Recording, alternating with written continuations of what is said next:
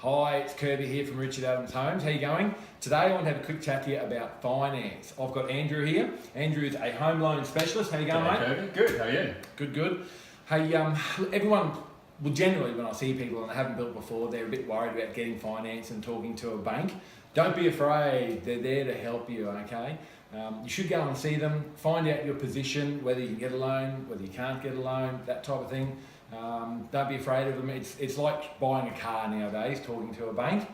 Shop around, see what deal you can get, that type of thing. So look, I just want to talk to Andrew, ask him some questions.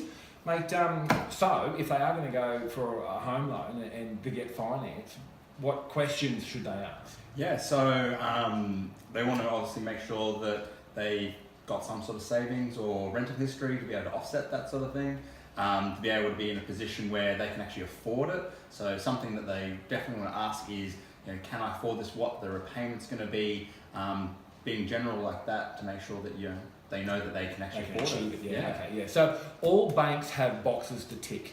Okay, so you need to be able to tick some of those boxes. That, for example, you need to have a job. You need to have some sort of savings. You need to have a rental history sometimes. What else may they need? So depending on the type of employment, whether they're casual, full-time, part-time, that can affect also timeframes as well. Yeah. But if it's not something that can be done right then and there, we can always sit down and work out a plan so that in the next 3 months, 6 months, 10 years, that they can be able to get into a loan. Sure. Okay. And what about someone going guarantor for you, like your parents going guarantor for you? Does that help? So that can be another option. So they do heavily regulate that side of things. So that's something that's definitely a conversation to sit down and go through. But it could be an option. Could be an option. Yeah. So there is a few boxes to tick. You should have a little bit of a deposit, Yeah. Permanent job, Yeah. be in that job for a certain amount of time. Yeah, definitely. So different places have different guidelines. As a general rule, you want to be at least there sort of 3 to 6 or 12 months, depending on the industry. Okay, great. So as you can see, there's a few boxes to tick, but that's why you have a chat to the bank. Each bank is different.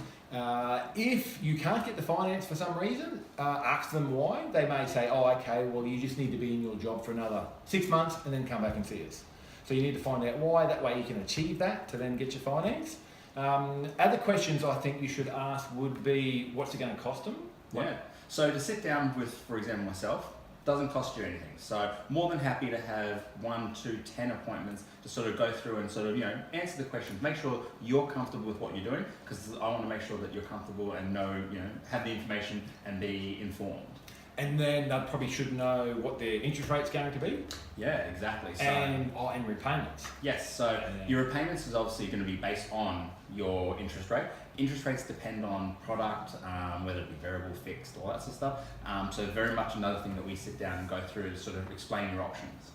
Great. Okay, so look, it's pretty easy. It's just a matter of doing it. If you need a hand, contact us at Richard Adams Homes. We can put you on to Andrew. He's fantastic. Or go and see your own bank. Find out what position you're in. See if you can get a new home. If you need a hand, give us a call. 4687 6000. Thanks for your time, Andrew. Thank you very much. See you. Cheers. Bye.